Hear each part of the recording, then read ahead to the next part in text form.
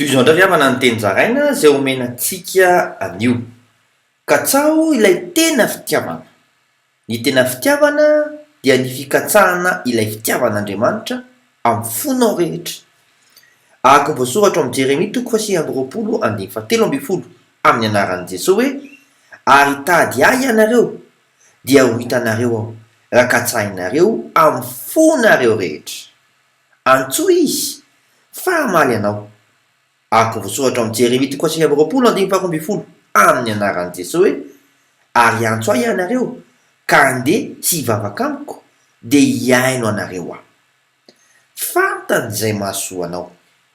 Ahaka ny ao amin'ny Jeremia toko 8:20 amin'ny anaran'i Jesosy hoe: fa izao malala ny hevitra hiheverako anareo ho Jehovah, dia hevitra ahatonga fiadana fa tsy loza, mba hanome anareo fanantenana ny amin'ny farany. Miavaka ilay fitiavana mendrika anao.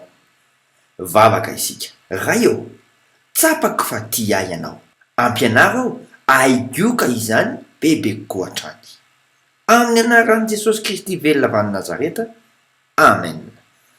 Mandrapy ahoana tompoko.